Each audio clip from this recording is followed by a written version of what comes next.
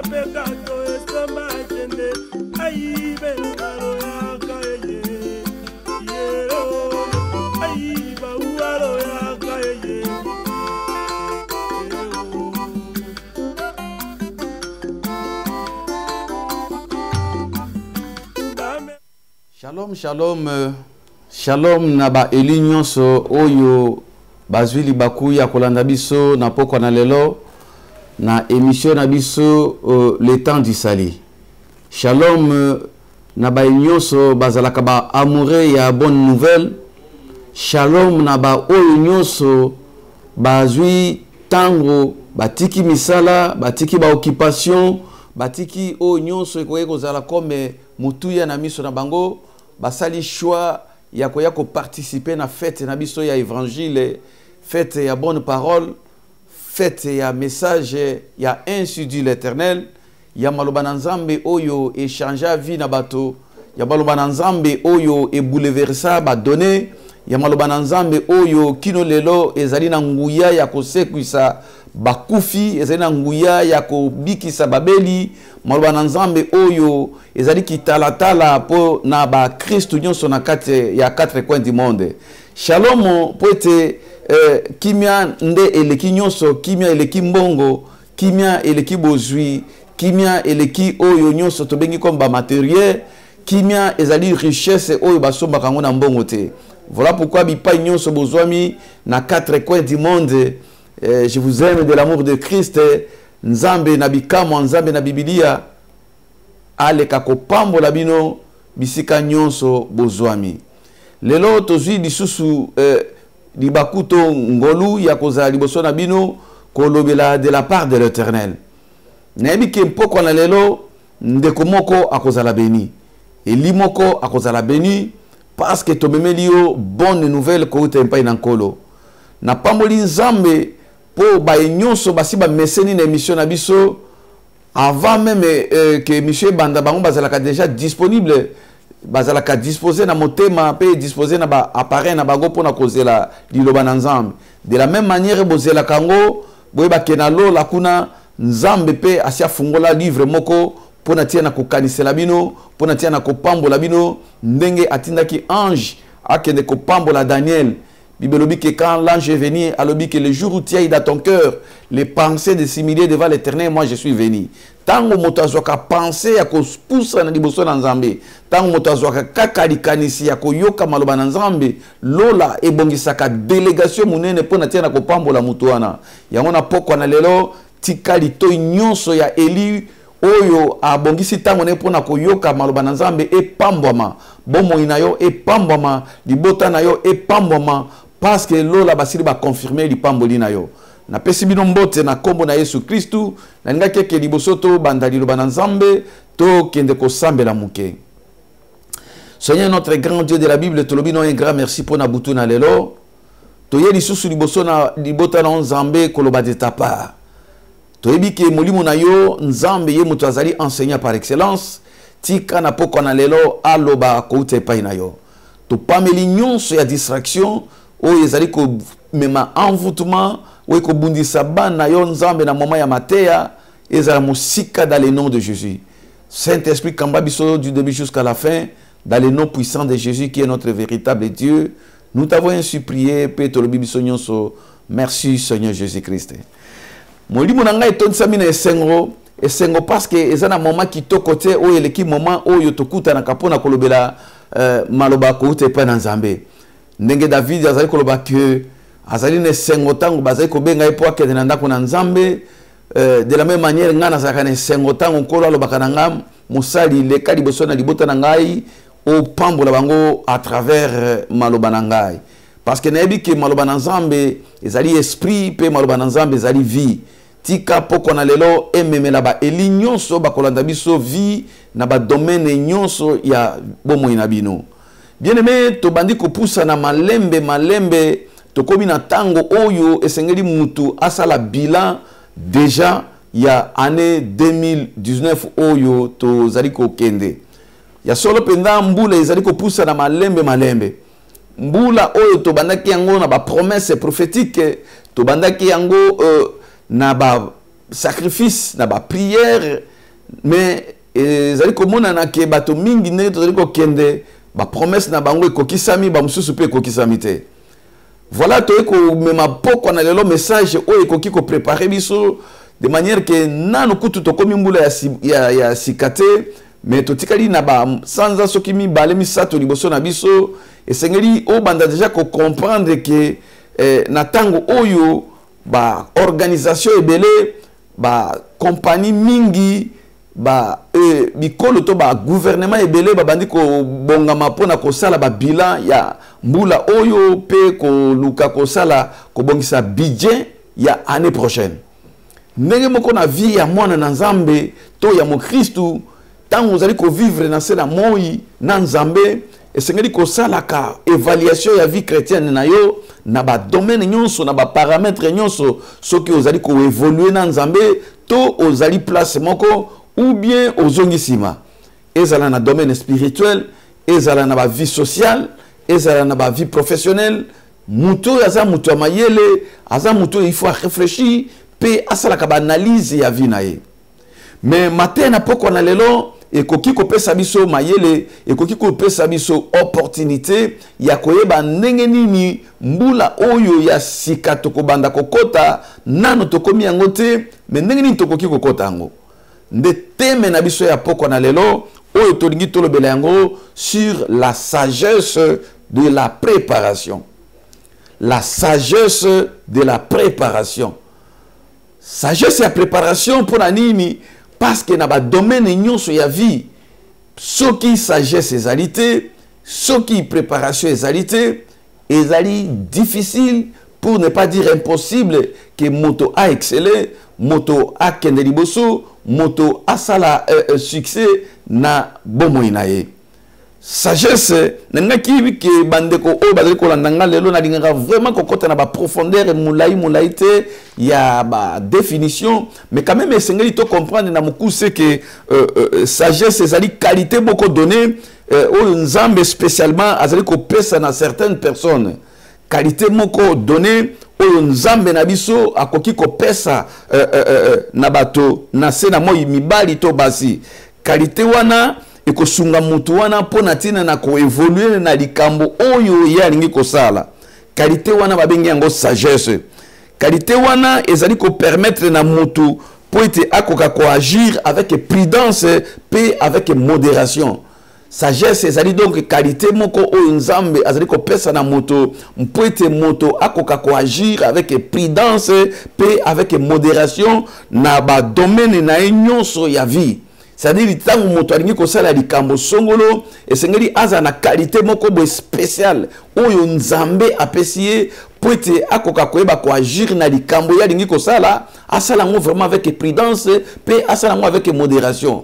Yako bakolo baki muto yo aza sage asali yango kitoko asali yango na prudence pour que ebe bate pe asali ko modérer asali ko kende nango malembe po akoma na objectif na ye. Yako bako benga na le munoko ya ba paya to ya le poto ya français qui est sagesse. Donc ce sont des qualités que Dieu donne spécialement à certaines personnes pour bakoka ko agir to bakoka ko sala mission moko bien déterminée. Donc sagesse ezali pe comportement ezali pe caractère ou ezali ko permettre moto et abana ko agir musika na audience, c'est-à-dire que akoki ko agir na audience te na lolendo te na lolenge na été mais sagesse ezali qualité moko boye ko permettre moto à agir avec modération, c'est-à-dire azako kende malembe sans que abeta tolo. Donc sagesse na lobake ezali connaissance ya makambo oyo nzambe achekat na moto, connaissance moko parfaite ya makambo nzambe ache na moto, qualité moko bo nzambe pesi mutu pour à agir na domaine moko quelconque. Donc sagesse et ko permettre moto à agir avec modération, loin des excès pour akoma na objectif na ye. Si on a vie professionnelle, ton a vie chrétienne, ce qui moto a ko utiliser ba qualité wana onzamba ko pesa ye, batu nyonso ba ko remarquer que moto ya sali likambango avec perfection, pe ba ko ba c'est un homme sage parce qu'il a agir avec sagesse. Donc sagesse ezali clé moko munene, ce qui moto azali na yango a ko réussir na ba domaine nyonso, ezala na vie chrétienne, ezala na vie sociale, ezala même na ba vie de couple. Ceux qui na kati ya couple ba komi ko agir avec sagesse, okomona ke bato baza ko vivre avec modération. Ce sont des qualités que Dieu donne dans un couple pour baba na komema couple na bango avec prudence, avec modération, pour que lobi eme mabango na divorce te, lobi eme mabango na kowela na te, lobi mbilinga kota na kati ya famille to na couple oyo te. Ba ko benga famille wana to couple oyo vraiment baza na sagesse makasi. Omona mobali aza ko loba makambo avec modération, moi si personne makambo avec modération, ça dit que baza comme ma couple na bango selon un esprit onzambe to ba potentiel onzamba pesi bango na kati ya couple na bango. De la même manière, ils ont un domaine social, ils ont un domaine professionnel, mutu oyo azali na sagesse, okomona na nenga azali ko agir na mosala na ye, akomema mosala na ye avec modération, avec prudence pour aye bakobebisa mosala wana te. Donc voilà un peu na mokuse eloko nini oyo tokoki ko pesa bino comme explication to définition ya kombo oyo babengi sagesse. Sagesse ndenge tolobi teme na biso ezali la sagesse de la préparation. C'est-à-dire que tango tozali na ba capacité oyo nikolo bake nzambe aye kati na biso. Ngaki to tanga nano na mokanda na proverbe poto yeba ke sagesse ezalaka bakoko na biso te moto bapesa ngonde na yoka ba msusu yaza na sagesse ya bakoko yaza me bakoko wana bazwaki yango wapi, source ya sagesse eutaka wapi? Tokotanga ngona liloba nzambe. Liloba nzambe lobi na biso na Proverbe chapitre 2 verset 6, tokotanga na kombo na Yesu. Proverbe chapitre 2 le verset 6, je lis au nom de Jésus-Christ. Car l'Éternel donne la sagesse, de sa bouche sortent la connaissance et l'intelligence. Parole du Seigneur. Je vais répondre. Car c'est l'Éternel, pardon, car l'Éternel donne la sagesse, de sa bouche sortent la connaissance et l'intelligence. Ah bon? Donc, awa toye komona ke sagesse outi na ba koko na bisote. Sagesse outi na ba boti na bisote. Sagesse et outil pas na éternel des armées, c'est-à-dire que Yahweh na bibélé. Source ya sagesse ezali nzambe. Ce sont des qualités, ce sont des capacités. Onzamba pesa kamutu. Pour mutu akoka kosala na yango likambo songolo. Et dit le banzambe dali ko tali sabiso que c'est de l'Éternel qui vient la sagesse et de sa bouche sorte la connaissance. Mutunde azali ko bénéficier, azali bénéficiaire, il y a sagesse et il y a mayele ko ute pa na nzambe. Sagesse na lingala eza peut-être mayele te mayele ezali lokola intelligent, sagesse na lingala ekoki kozala ba to mangala ba yebi yango malamu ekoki kozala boanya. Boanya, c'est-à-dire que sagesse ezali boanya. Je crois bien intelligence nde tokoki ko benga yango mayele.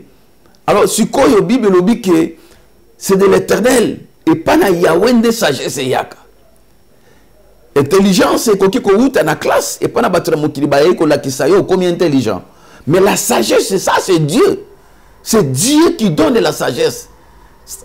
Source ya sagesse c'est pour na ko agir na ba domaine nyonso ezande et outil pas na nzambe. Donc c'est ngeli mutu a comprendre yango que sagesse ezana mutu mokili ta koki ko pesa yo sagesse. Na yo ka rappeler bato msusu mais basai na nzambe bazolo ba école de sagesse. Oui, ce qui mutu asali école de sagesse et ngiko ba école on ezali basé na maloba nzambe. Ça dit tango bato bazako yoka maloba nzambe bato bazako koma sage à partir ya maloba nzambe parce que source ya sagesse ezali nde nzambe na bibele. Alors tolobi que sagesse ezali capacité o nzamba pesi epai na moto to mona quelques personnes na kati na biloba na ye ba o nzamba dotaki bango na sagesse avant que to que ne kolobela pour la préparation to kota na no moke na sagesse c'est parce que lingi nzamba lingi que yo ozwa sagesse na poko na lelo parce que za na makambo minene alinga salela yo soki sagesse kozala te okoki kozanga lipamboli na yo okoki pe ko frôler bénédiction na yo par manque ya sagesse. Bato mingi babebisi ba vie na bango, bato mingi babebisi ba couple na bango, bato mingi babebisi ba projet na bango par manque de la sagesse. Bien aimé, sagesse ezali clé ya réussite na vie ya mutu parce que na yango nde mutu akoki ko réussir et ezala ndenge na uti koloba na vie spirituelle. Bien aimé, ce koza na sagesse c'était lipamboli même encore spirituel koleka yo. Élévation pe koki koleka yo. Pour tout monde pe na kati ya vie ba te belé bénédiction en Nzambe, ba promesse en Nzambe, ba prophétie en Nzambe et leka bango par manque ya sagesse. Yango na poko na lelo Nzamba lingi ko pambola ilimoko et que asenga molimo ya sagesse a quitté la yo parce que l'esprit de la sagesse vient de l'Éternel.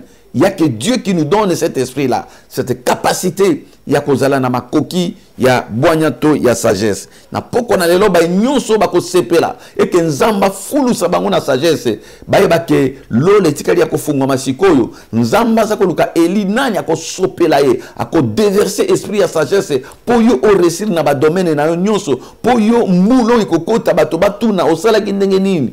Clé ya réussite ya succès et fwandi na kati ya sagesse. Alors to kene kotala ndambo wa bato na Bible ezala basi pe mibali oyo nzambe asopa bango tomoni ke sagesse uta repa nzambe siko totala mo exemple ya bato mususu na kati ya Biblia ba oyo nzambe pe apesa ki bango asopela ki bango molimo wana pe bango bayeba ki na ko exceller na misala oyo nzambe akoye ko pesa bango parce que Bible ezali kotalisa biso ke nzambe oyo azali ko pesa biso sagesse lelo abongwani te azali ndenge moko lobi lelo pe libela na libela ndenge pe asopaki molimo ya sagesse et pas na bandeko na tango na kala de la même manière lelo nzambe wana azali ko sopa molimo na ye likolo na biso tokende kotanga na mokanda na Exode chapitre 31 verset 1 jusqu'au verset 4. Dans le Exode chapitre 31, premier verset jusqu'au 4e verset. Je lis au nom de Jésus-Christ. L'Éternel parla à Moïse et dit, sachez que j'ai choisi Betsalaël, fils d'Uri, fils de Hur, de la tribu de Juda. Je l'ai rempli de l'Esprit de Dieu, de sagesse, de l'intelligence et de savoir pour toutes sortes d'ouvrages. Je l'ai rendu capable de faire des inventions, de travailler en or, de travailler l'or, l'argent et l'irin. Oh là là, yoka makambo kitoko nzamba zoloba. De gravés de pierre et de chasser de travail de bois, d'exécuter toutes sortes d'ouvrages. Et voici, je lui ai donné pour aide Holiab, fils d'Abisamak, et de la tribu de Dan. J'ai mis de l'intelligence dans l'esprit de tous ceux qui sont habiles pour qu'ils fassent tout ce que je l'ai ordonné. On a déjà définition. Voilà Nzambe azali ko pona bato oyo bakosunga Moïse pona tina na mosala to na mission moko quelconque. Nzamba mona ke bato yo bazaki na bango mbinga bazalaki na bango mayele mais ebandaki kozanga bango eloko moko avant que bakota na mission pe bakoma nango na suka basala succès na domaine ya ba ouvrage to na misala oyo Nzambe apesi bango. Nzamba azobenga Moïse azoloba boye alobi que j'ai choisi Betzalel. Nzamba poni d'abord mutu. Deuxième chose, je l'ai rempli de l'esprit de Dieu, de sagesse, de l'intelligence. Nzamba pona ka mutu kaka pamba te ya liboso soki Nzamba poni yo po ke ozala lipamboli, ozala modèle, ozala élu, ozala leader. Sima ya kopona Nzambe akolaka moto na molimo na ye, molimo to bengi molimo ya sagesse. Elingi koloba ke molimo Nzambe akoya ye moko kovanda kati na moto. Parce que Bible lobi que la sagesse c'est Dieu. Alobi que na poni ndeko oyo Betsael pe na kamati molimo na nga na pakoli pe molimo yango ezali molimo ya sagesse. Aujourd'hui, Kamala Moubabi, que je l'ai rempli de l'esprit de Dieu, de sagesse. Ce que vous avez dit, c'est que vous de sagesse. Molimo ya Nzambe, pe ya sagesse. Et du coup, la sagesse, c'est molimo Nzambe. Or, molimo Nzambe, c'est Nzambe yemoko. C'est-à-dire que capacité oyo moto azwaka, ezalaka Nzambe kati na moto nde babenga rango sagesse. Tant que moto azako agir avec sagesse, c'est que moto azana Nzambe. Ce qui moto azana Nzambe molimo Nzamba kolata ina ba domaine nyonso okomona même na langage ya moto aza sage okomona que ça c'est Dieu qui parle okomona même na maté okomona que ça c'est Dieu qui parle okomona même na lobeli na etango okomona que ça c'est Dieu parce que c'est un esprit qui habite maintenant dans ce corps. Dieu choisit quelqu'un et puis Dieu vient lui-même habiter dans le corps de cette personne. Nzambe aye kofanda na mzoto ya Betzalel pe alobi na Moïse que na pesi ye molimo ya sagesse. Pour ce koyo abanda kosala makambo au-delà na oyo mutakoko kosala.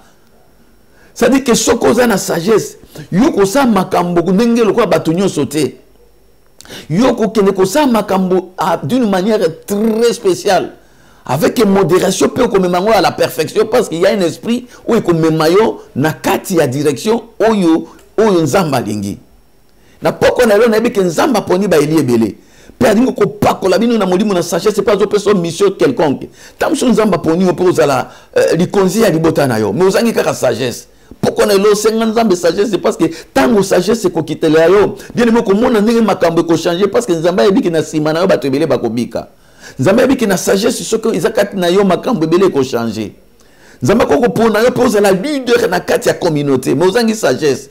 Autant que ba classe mais sagesse c'est ça koloba na miso bato. Sagesse c'est ça ko vendre na groupe. Sagesse c'est ça ko kamba bato. Sagesse c'est ça même na église au mona bato ba pesi responsabilité. Kamba ba mama, kamba groupe ya jeunesse, kamba ba papa. Atanga ne ba université mais sagesse c'est ça ko kata makambo.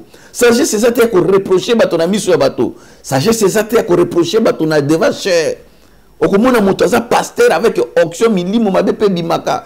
Bibembeze ko c'est quoi mais azangi sagesse liboso na cher azangi sagesse na miso bato azangi sagesse comme na mutu mbimba balabala yewana un homme respecté azako lia na nzela mais par sagesse ko senga ke telema lukata moi place kota restaurant lia c'est ça la sagesse atanzala ngo le ki ondengeni donc ozomona ke sagesse na intelligence et kokanité yamona sengi ke mutu na poko na lelo oloba na Nzambe Seigneur remplis-moi de l'esprit de sagesse. Nzamba yebisi Moïse qui na poni ndeko Betsael pe na tondisi na molimo na sagesse. Et awa tu sais comment ke ça dit que Nzambe apona kabato pe atondisa bango na molimo. To comprendre makambo na uti koloba ke sagesse e uti na bato te sagesse e uti na Nzambe. Ndenge Nzambe apona ki ndeko na biso Betsael alors de la même manière ayaki pe kopona bandeko ebele okomona tokende kotanga na mokanda ya Deutéronome. Bien aimé na sengi na poko na lelo ndeko moko azala vraiment concentré parce que likambo moko elingi kosalema na bomoi na yo. Nzambe azali koya ko visiter bana na ye pe Nzambe alingi kopambola biso na poko na lelo vie ya Eli moko ezali ko changer na poko na lelo. Tokotala na mokanda na mokanda na Deutéronome plutôt Nzambe bipai wapi azali ko changer vie ya ndeko moko pe okomona ke eloko oyo échange qui vit en déconabiso oyo ezalaki nde sagesse. Deutéronome 34 verset 9. Tokotanga mokanda na Deutéronome chapitre 34 le verset 9. Nani kotanga yango na kombo na Yesu Kristo. Yoka malam. Deutéronome chapitre 34 le verset 9. Josué fils de Nun était rempli de l'esprit de sagesse, car Moïse avait posé ses mains sur lui. Les enfants d'Israël lui obéirent et se conformèrent aux ordres que l'Éternel avait donnés à Moïse. Gloire au Seigneur. Quand est-ce que gloire à Josué et Yaki? Balobi que Josué azalaki successeur ya Moïse. Babandaki ko tambola, yazalaki véritable disciple. Mais nzoka pembeni na Moïse azalaki na kati ya préparation. Yango tozolo belelo la sagesse de la préparation. Nzamba bandaki ko préparer Josué na grandeur. Nzamba bandaki ko préparer Josué pour azala leader. Nzamba bandaki ko préparer Josué pour que lobi azala représentant na ye devant peuple na ye. De la même manière, il n'a pas qu'on a Nzamba za ko préparer bien aimé na ba grande chose. Tam susu yo mutoso yo kanga. Nzamba za ko préparer pour azala un grand leader na mboka. Tam susu Nzamba za ko préparer pour azala grand leader na communauté. Tam susu Nzamba za ko préparer pour azala grand leader pembeni ya kati ya église na Nzambe. Bible dit que Josué a bané ko tambola na Moïse et c'est là qu'il y a une préparation. Mais loko ezanga ki kati na c'était l'esprit de la sagesse. Si ko tango mission ya Moïse sili. Et c'est là que si Josué a zo relève. Botala quand est-ce que vie à Josué est basculaki. Botala quand est-ce que ministère à Josué est basculaki. Botala quand est-ce que makambo nyonso échanger ki na vie à Josué. Ndenge pe ko changer na vie na butu na lelo. Otangi ba classe. Osalaka makambo ndenge na ndenge. Opesaka ba di mokende ke église. Mais yoka eloko nini ekoki ko changer vie na yo. Bible lobi na biso boy. Lorsque Josué fils de Nun était rempli de l'esprit de la sagesse, car Moïse avait posé ses mains sur lui. Tango kaka Moïse a te maboko likolo na Josué, esprit ya sagesse qui te lié. Alléluia. Esprit ya Nzambe qui te lié. Malgré connaissance nyonso azalaki nango, ya bandaki ko yeba teke Nzamba bandaki ko préparer na grandeur, Nzamba azali ko préparer na élévation, Nzamba azali ko préparer na leaderance. Makambo nyonso amonaki yango pembeni na Moïse kokaki pratique nyonso, comment ko sambisa bato, comment ko diriger peuple, ayebaki yango. Mais zangaki eloko moko, l'esprit de la sagesse. Bien aimé na poko na elonde eloko zo zanga yo. Pour ça makambo minene, pour que kota na destinée, pour que mona gloire à Nzambe, c'est la sagesse qui te manque. Bande ko basi mingi libale limwa bango na maboko boye, kaka pona ko zanga sagesse. Wa mwasi kitoko, otango tiaka ba beauté, okalingi basuki na yo, obimi penza lokola mami wata. Mais pas manque ya sagesse, tela ngi libale kima yo na maboko. Tela ngi libale kima yo na maboko. Tela ngi musale kima yo na maboko par manque ya sagesse. Sagesse c'est comme ça que on récupérer loko oyo Nzamba ponaki on selango parfaitement. Ba fiancé mingi et beba par manque ya sagesse. Yo na moment ya fiançailles ozangi sagesse ale o bebisi makambo nyonso. Après si mokangi bato musu ndoki. Teza bato bazama ndoki te. Yo moko par manque de la sagesse bénédiction Nzambe et limwa yo kaka na maboko boye kende. Ti lelo lekra. Oyeba kateke kindoki oyo ya ebebisela o libala ezande kozanga sagesse na yo kindoki oyo ebebisela o ba faire ezande kozanga sagesse na yo kindoki oyo baninga muso ba récupérer bénédiction na yo c'est par manque de la sagesse. Yango na poko na lelo Nzamba lingi koloba na elimoko o récupérer sagesse pour que nyonso ezongelo lisusu. Botala Josué oyo bien qu'azalaki déjà préparé, instruit. Aoumeli bambula mingi, pembeni ya maître na Moïse, mais il lui manquait quelque chose de précieux, c'était la sagesse. Bien aimé, Bibelobi, alors tant monsieur na Moïse Sidi, il a fallu que Josué a la succession et à peuple. Nous avons ici Moïse. C'est comme maman et loboko. Alléluia. Bibelobi, fils de Nun, a comment qui rempli de la sagesse parce que Moïse a tchela qui est maboko. C'est-à-dire que bien aimé, vino qui ko changer pe na imposition de meya ba pakolamina ye. Un homme de Dieu a sali ouais du Saint-Esprit. Un homme de Dieu a sali un envoyé, véritable envoyé de Dieu. Ce qui a imposé yo maboko quelque chose kokota. De la même manière, ce qui mutuaza motinda mina nzambete, ce qui a tchela maboko, milimo mbindonde kokota na vie na yo. Milimo bato mingi bazo sorcellerie na ba imposition de main, ya bato baza dignité, ya bato baza ba envoyé, ya ba occultiste, ya ba marabout, ya ba sorcier, o lelo ba mbikudi ba tondi na église, pe ba nzambe baza ko keleko tikela bango mitu. Et wana vie na ezali détruite, ce qu'on ozangi sagesse. Mais ce ko kutani na grâce, ya bato na nzambe parce que na yebisa kabino bato na nzambe ya solo bazali les 4 coins du monde bazali. Na Suède bazali. Na France bazali, na Belgique bazali, na Australie bazali, na Afrique bazali, na Amérique na Canada bazali. Zo faveur okuta na bato na nzambe, ba maman loboko, o mona ndenge vie na yo changer, o mona ndenge destinée yo ko changer, o mona ndenge makambo miracle ko changer. Zo faveur wana kokuta na ba véritable messager de l'Éternel. Bato baza ba bouche autorisée, des gens qui sont circoncis pour parler de l'évangile éternel, de l'évangile de Christ. Ce qu'on a maboko vine kotika la ndenge mokote parce que l'homme donne ce qu'il a. La Bible dit que vie à Josué et de là qui a changé. Après avoir comme maman loboko, les enfants d'Israël lui obéirent. Et là quoi dit bosso, bato ba komi ko tosaye. Tant que mutozan esprit à sagesse bato ba ko tosayo. Un homme sage c'est quelqu'un qui est respecté. Partout à kokoma bato ba ko respecté.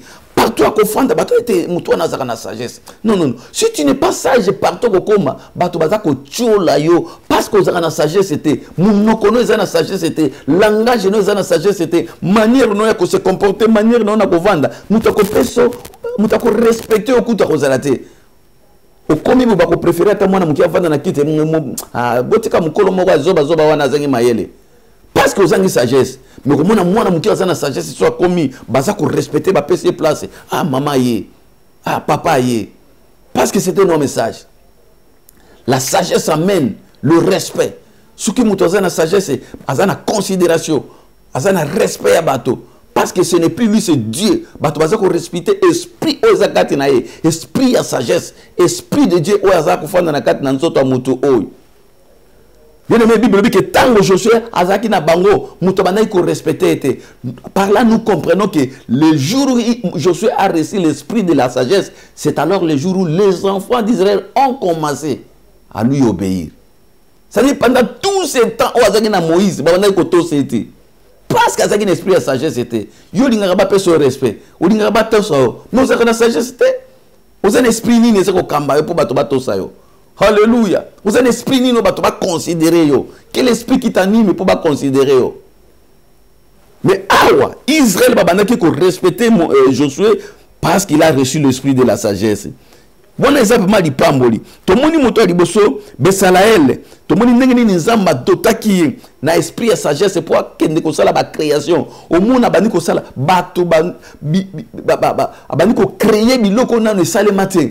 Mais parce que c'était l'esprit de Dieu, bah invasion. Ce que nous savons, makamona et salemate, il faut qu'on s'en pense en esprit à sagesse. Yango na sepela mingi, ce qui na bandi di kamona mona bato mususu ba yeko copier. Na sepela ngane na banda di kambo. Na koki ko copier motute. Na ko copier ne ba comportement ya malamu. Mais ce qui est na ba inspiration, na dingaka inspiration nzamba pesinga, na sale lango bato mususu ba copier parce que j'ai l'esprit de sagesse. Alléluia. Ah, apôtre Serbe, tu peux biso to sala boy. Apôtre Serbe biso peut to fala boy. Ah bango basali nini? Il faut peut biso to sala. C'est ça un homme sage ba imita kaye. Tika ba to ba imiter yo parce que quand il y a un esprit de sagesse. Alléluia. Na poko lelo nzamba pambola ba linyoso. Asopela bino molimo ya sagesse. Bo kota un esprit ya création. Bo sala makambo mota mokili na salate. bosala makambo oyo bato nano bamona te ebanda nde na yo ozala moto ya liboso ya créer des grandes choses par l'esprit de la sagesse. Nzambe apeso sagesse et que avant que année aussi là osala eloko moko ekokamwisa bapaya ekokamwisa bato nyonso bayebi yo batuna soki ezali yo to yo te par la sagesse Nzambe akopesa yo o créer makambo ya sika na vie na yo o créer ba projet ya sika o créer ba société ya sika o na poko na lelo Nzambe azali ko sopa esprit de sagesse. Tokende kotanga na mokana na 1 Roi chapitre 4 verset 30. 1 Roi chapitre 4 verset 30. Totangi moto ali boso onzambe tolobaki ke sagesse eza ba capacité onzamba azali ko pesa pa na bato po basale loko songolo. Tomoni Betsalael, tomoni Josué, pe tokende komona ndeko mosusu awa na 1 Roi chapitre 4 verset 30. 1 Roi chapitre 4 verset 30, je lis au nom de Jésus. La sagesse de Salomon surpassait la sagesse de tous les fils de l'Orient et toute la sagesse des Égyptiens. La sagesse de Salomon surpassait la sagesse de tous les fils de l'Orient et toute la sagesse des Égyptiens. Moto misato onzamba sopela ki sagesse ezaki Salomon. Bible lobi ke Salomon tango akomi mokonzi. Nzamba lobi na ya tumili nzambe mbeka ya solo kitoko abomeli bangombe abik papa na pamboli yo parce que yo poninga nazala mokonzi na libula na yo. Nzamba tali kado kitoko oyo Salomon apesa kalbi na moni di pamboli na yo na oki solo na likabo na yo senga nga eloko nyonso yo lingi.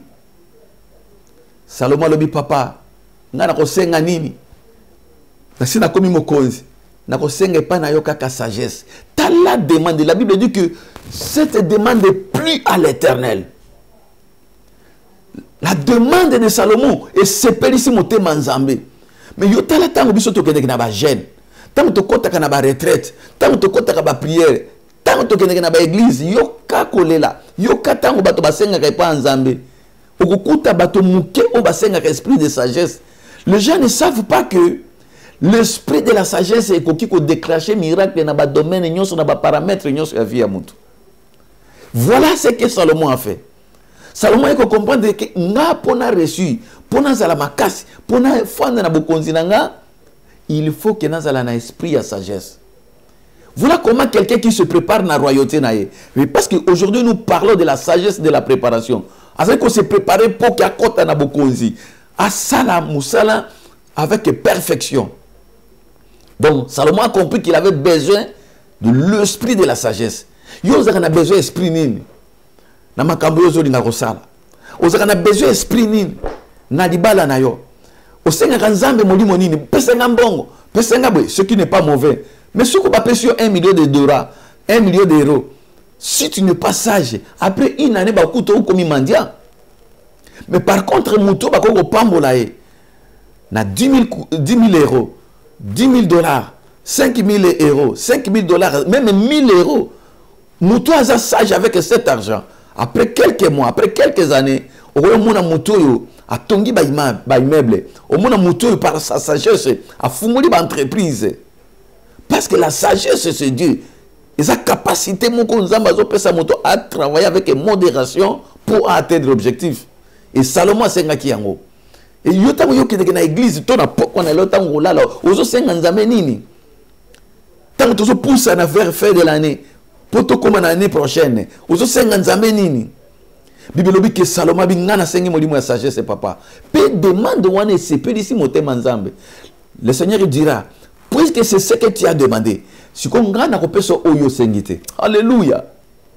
Parce que déjà, on est là qui clé à biloko nyonso. Sagesse c'est là Salomon comprenait qu'avec sagesse mbongo koya, avec sagesse kola nzamba ko batela bokonzi nae, avec sagesse akokamba peuple, avec sagesse bato bako servir yé pe bako lingaye.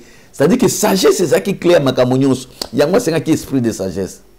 Atika poko na lonzamba ton sona molimo na sagesse. Nzamba pambola elimo kona molimo na sagesse po biloko nyonso yozo luka wana eya facilement. Sagesse ko memelo biloko wana, sagesse ko sala ke mosala no kende liboso, sagesse ko sala ke couple no za na kimia, sagesse ko sala ke meme mobali o ya kima ki azonga oko récupérer par la sagesse, oko récupérer di bala no na kisité na ba marabouté, mais c'est par la sagesse. oko conquérir motema ya mobali na yo ya fiancé na yo na bakisité na bakisité ya marabout, mais par la sagesse okomona ke nyonso ekofungwama. Na poko na lolo nzamba pesa elimoko sagesse ya récupération, sagesse ya kosama kaminene pour que vie na yo échanger. Et c'est ce que Salomon a demandé. Na poko na lolo bien aimé, nzamba lingi yo senga eloko wana. Et ko zale sengo makasi soki nzamba toniso na molimo na sagesse. Et bien aimé, tout ça comme on a que bato mingi, ba ko comprendre que sagesse est nzambe. Ce que zangi sagesse, okomona, mais okomona bato mususu, même na ba église tant que tozoloba, ba pesio mosala nzambe, o izana sagesse te ko kamba bato. Malobano ezali ya kimiate, malobano soki bato ba yoki kaka, ezoko kimisa bato, ezoko pesa bato motema pasi par manque de sagesse. Alléluia. Tout ça qui na ngola pasteur moko be bato ba bima na église ba bima moko bazoke de dimanche pour na nini par manque ya sagesse. A telemi dimanche na église abimi sikaka liloba moko bandimi babandiko bima babandiko bima babandiko bima wana tango wana tozali ko sela mosala nzambe na église za malamu ndeko yo amona ki ngolo ko la blague maloba na moto soki ezangi sagesse soki ezangi modération ata yo za nani mutu tako ki ko respecter yo lisusu. Alors tokende ko tala exemple ya mine tope ya suka mokana na Daniel chapitre 2 ndeko na biso Daniel pe nzambe a sopela ki molimo na sagesse. Daniel chapitre 2 verset 23. Na poko na lelo na lingi ke ndeko moko apamboma molimo na sagesse ekitela ndeko moko. Yoka mokana na Daniel chapitre 2 verset 23. Dieu de mes pères, je te glorifie et je te loue de ce que tu m'as donné la sagesse. Alléluia. Et la force de ce que tu m'as fait connaître ce que nous t'avons demandé, de ce que nous avons révélé le secret du roi.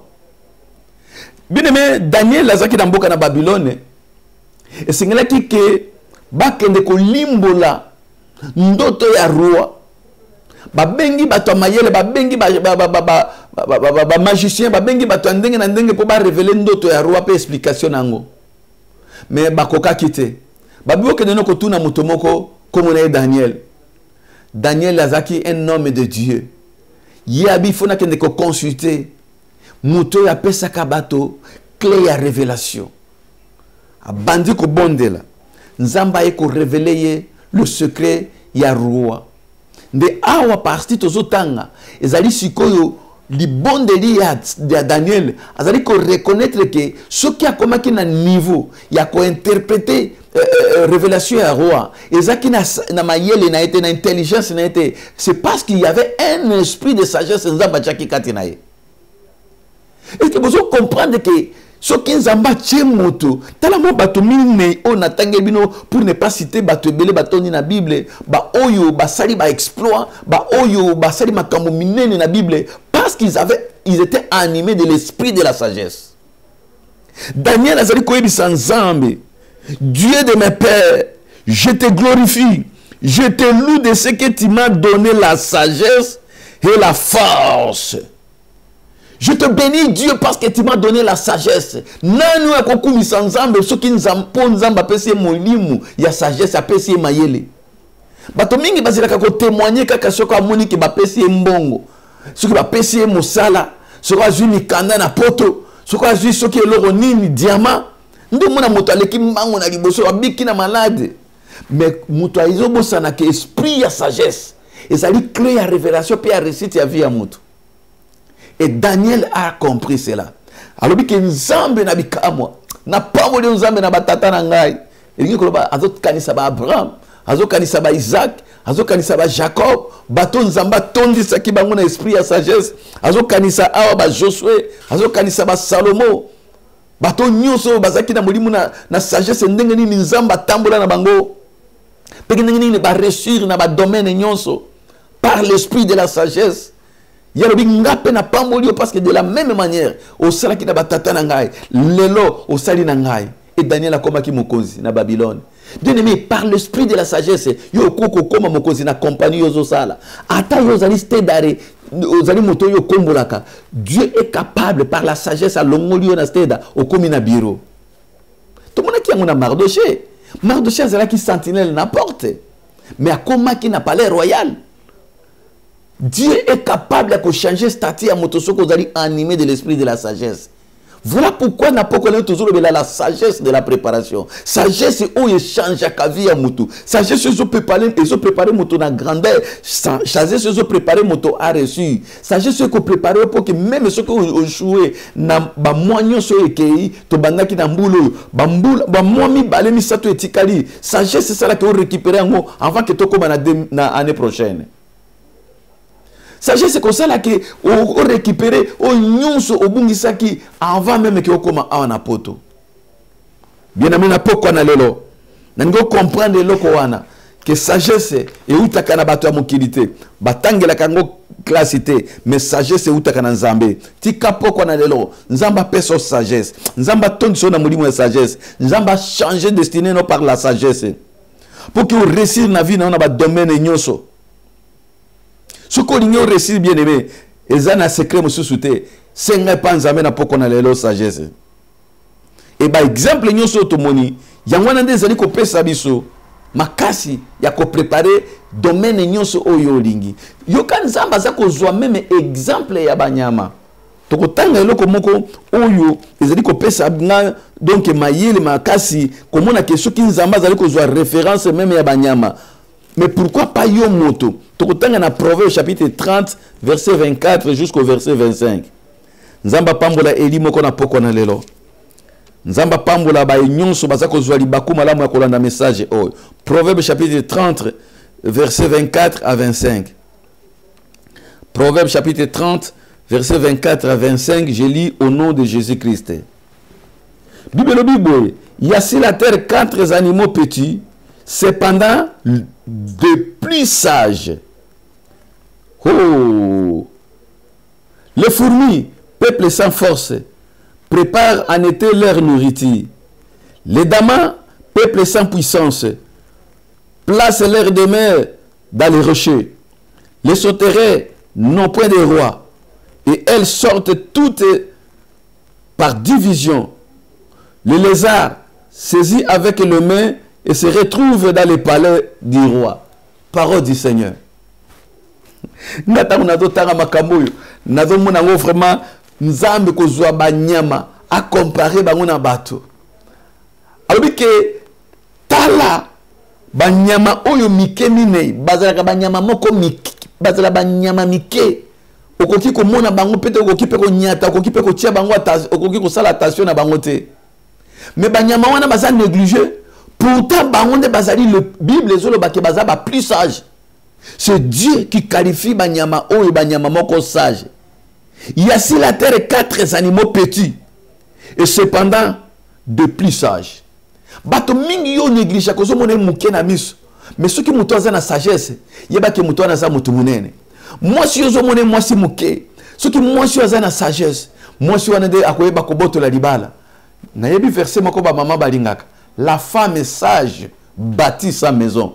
Et l'obami que moi si oya sage nda tongaka ndako nda tongaka libala nda ya récupérer mobali balobi te que la femme est belle mais la femme est sage. Ça dit qu'on a beauté na ya mami wata, mais si tu n'as pas la sagesse on peut se retrouver dans la boîte de nuit, on peut se retrouver moi si ya mutunyonso, on peut se retrouver 7e bureau malgré beauté na yo. Mais oyo zo finga ki azali vilaine mais par la sagesse avant de la ngwende na kati ya libala azwa mokonzi munene par la sagesse a maîtriser libala ne pas bandi ko bota bana ne moko mi bale miti na 7 tongo midi poko azo bota bino bozo finga mais ya vandi si libala ne par la sagesse. Ah nzamba pambola eli moko na poko na molimo na sagesse o vandi sa libala na yo o vandi sa makambo na yo o vandi sa bipai nyoso ba ennemi bazali ko critiquer par la sagesse ata bato bazo mono muke mais yeba ke nzamba bazo mono munene par la sagesse ata bato bazo ko mépriser yo d'ailleurs bato bazaka mépriser bangwana nzamba to sa ba na molimo na sagesse. Pourquoi na lelo molimo wana sagesse et là ta maman moko et là ta papa moko et là ta mo Christ moko ba nyonso bazali ko mona bango lokola bazaba to pamba bazali ko mépriser bango yo senga ka molimo na sagesse ki sino yango wana ata bato bazali ko tia yo kate ba fourmi baza ba nyama mike parmi ba nyama bato nyonso balingaka ba nyama ya minene ba cheval ba mbwa ba nyau bazali ko caresser bango ko sukola bango mais fourmi nzamba alobi azali parmi ba nyama bazali plus sage nzamba tangeli biso ba nyama mine ya liboso atangi ba fourmi ya mibale atangi ba dama ya misato atangi ba sauterelle pe ya mine alobi atangeli biso ba lézard yo kasi ko sagesse ya ba fourmi alobi ke aza nyama muke azaka na maboko te aza na bilanga te pe surtout biso awa na poto.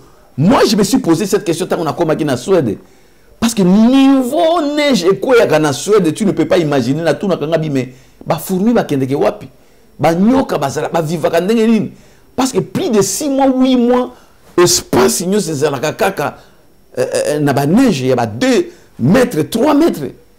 Mais comment c'est fait que ba insecte wana na été au moni bango babandi ko bima en vie na mituna ka bakufa kate comment ba yebaka ko préparer vie na bango pendant moment ya hiver, la sagesse de la préparation ba yebi ke biso to na bilanga te toza ba nyama moko négligé yo kamene nzamba zali ko loba na bango balobi boy les fourmis peuplent sans force prépare en été leur nourriture. Ambo, bango shikoyo, na moment ya été, nde tango bango ba préparaka, vie na bango kozala ndenge nini na moment ya hiver.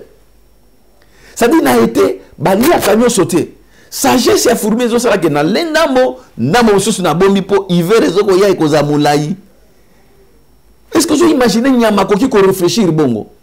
Nyama lokola fourmi akoki koza na sagesse ya bonga yebi ke hiver koza tangu mulai moyena bimalibande ça te parce que nature mobime kozala na ba glace donc biloko akolia kozala te mais aza kolia ndambo po vivre mukolo wana pe mingi akoti sango na libulu na ye akeko bomba ngo parce que ayebi te hiver kozwaye combien de temps.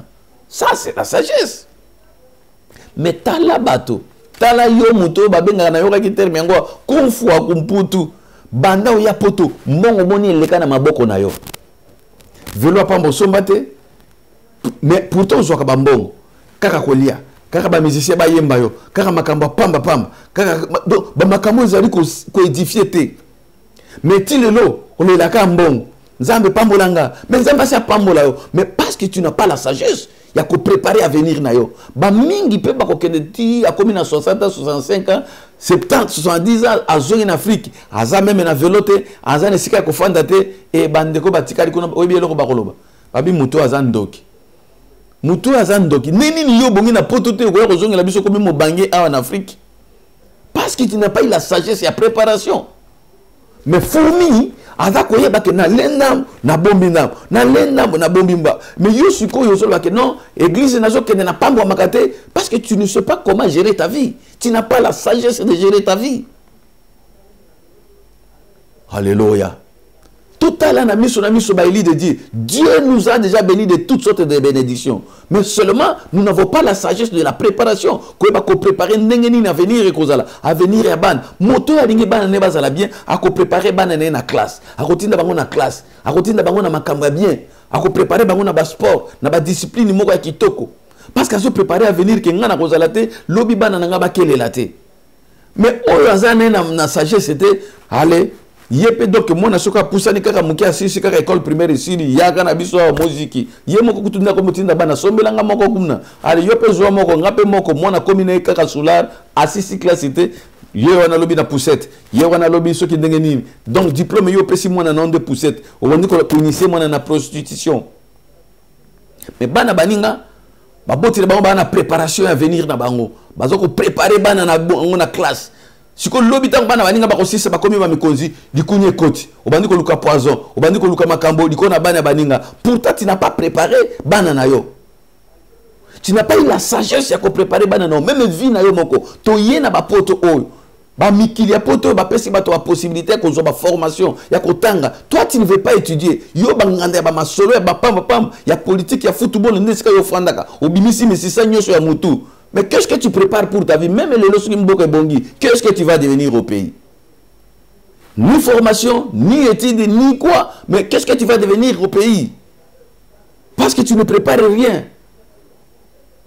Bien-aimé, Nzambe alingaka ba fainéante, a pamboli biso de toutes sortes de bénédictions. Tant na biso za vraiment pousser surtout bandi ko développer caractéristiques ya nyama oyo moko moko. Ezala ba dama, ezala ba sotere. Bible bi lézard kutuko, azana nyama mukeme ko kitoko kuta moko malembe tibo ko nomone na mire ya roi, à côté tina palais royal. C'est-à-dire que par la sagesse de lézard, à qui qu'on se retrouve dans le roi, biloko roi azakolia yepe azakolia, biloko ba presse bazolia yepe azakolia, à côté qu'on a ndengeni par la sagesse. Bakoki ko mépriser olelo, bakoki ko mono tinate, bakoki ko mono soki ndengenini, mais si tu as la sagesse de la préparation, lobi ko kamu sabato ebele, na poko na lelo, na déclarer Nzambe à remplir bande konyo so bazali mépriser, na esprit ya sagesse, au kamu sa génération na yo, au kamu sabato bazo mépriser yo, au kamu sabato nyo so ba mona ko eloko pambate, bazuyo loko la fourmi, bazuyo loko la cancrera, bazuyo loko la lézard, tu vas retrouver na palais royal, élévation na ezali certaine, na niveau ya auction Nzamba ko sopa na yo na manière yo ko agir na domaine nyonso lobi ko kamu sabato ko se retrouver na palais royal par le nom puissant de Jésus. C'est ça parce qu'il y a un esprit de Dieu à toi, l'esprit de la sagesse, et ça comme memayo au sala ba grande chose au créer makambo asika yoko banda ko imiter batote lokola bango nyonso bakomi ko sala ba bilokos yoko za kuna te yoko zo esprit ya sagesse tika bango ba sala bilokos okomona Nzamba ko révéler loko nini ko sala o motona no sala te o beti yango za moto aliboso o bandi ko tonga ba immeuble o bandi ko sala makaminene parce qu'il y a un esprit de création, esprit de sagesse. Nzamba ko fungolelo ba ouverture ya makambo minene parce que tu as un esprit de sagesse. Bato bazanga esprit ya sagesse. Ah maman na Nicolo ba restaurer zo ya ezo foot ye pa ki a sali restaurant parce que azan esprit ya création te, azan esprit ya sagesse te. Ya landa kaka akoma kuna ba restaurant ngope komi belé biloko kombo tourner la bango. Et ce soir, Nzamba, ça la particularité na vie ya élu moko, au créer des choses nouvelles, au exceller na ba domaine nyos, parce que tu as dit que pousse à la fin de l'année, année au kokota batoba tuna, yo sala ki ndengenin, oloba na bango na zaki esprit ya sagesse.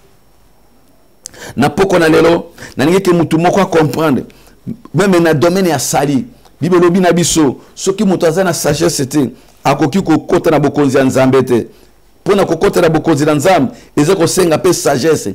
La sagesse ko senga mutu et qui a préparé à venir naye. Tango baninga baza ko se suyer, tango baninga baza ko sa makambo pam moto azali sage. Ya vine azo me bango na église, vine azo me bango pembe na ba pasteur, vine azo ko me bango pa na ban na Nzambe. Et ceux qui ont dit comment est-ce que vous préparer vie éternelle na yo et c'est dit kaka ke baninga nyoso tango baboy ko sambela bango basaka na banganda bango basaka na ba muziki ya basio ba boma mabala ba muziki ya basio ba bundisaka bato ne yo bango bakei mais muto aza un homme sage ya ko sagesse kutinde ke dimanche akene na église akopona bato o batambola kana Nzambe akopona milliers neza milliers sagesse zotine kaza na milliers ya bato bazali na esprit saint mais yo tala bato yo tambola kana bango bato batuka ka Nzambe, bato batuka ka basaida Nzambe, bato babundisa ka misana Nzambe, surtout awa na Stockholm. Milliers na yo ezaka milliers nini. Par sagesse, ngana kolingana tabwa na bato batabwa na Nzambe. Pour que lobby ame na ngai be bate. Bande ko mingi ba bande ko sambela na Afrique, ba komi awa na poto, ba koti na ba milliers loyenge et longola bango na présence ya Nzambe. Alors sagesse bien aimé, ezali élément munene na réussite ya moto. Yoka, n'engina ibiso loko moko ke mutu soko azana sagesse, azana Nzambe parce que Dieu lui-même nde azali les grands sages, les grands architectes. Okoya ko remarquer que Nzambe na création azaki eloko e créa biloko yoza komona c'était la sagesse. Nzambe a utilisé ki sagesse pour na ko créer. Na ko peso exemple. Soko za sage te ko ki ko sa makambo Nzambe asalite. Nzambe azaki na mutu na ye na vision ya kosala ba mbisi na kosala ba hippopotame na kosala ba sorte nyonso ya ba mbisi ya ba reptile oyo yebi na sela mokili pe na banyama. Sagesse sengi ke Nzambe Bible lobi ke na création Nzamba sali na no mai. Après si manangonde atie na kati ya mai toutes sortes ba espèces nyonso ya ba mbisi ya bangando ya ba mboto ya ba mbisi nyonso oyo yebi ba kombo. Dieu ne pouvait pas créer d'abord le poisson bon si mama yeya banga ba vivre na mokili nini. Sagesse c'est ça dit que diboso na no mai si mande bambisi.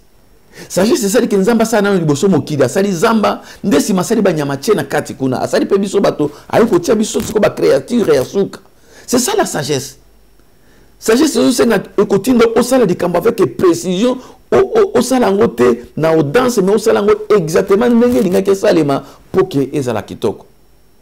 Nzamba créé d'abord mokili, a sali ba mai, a zumbi sisiko ache.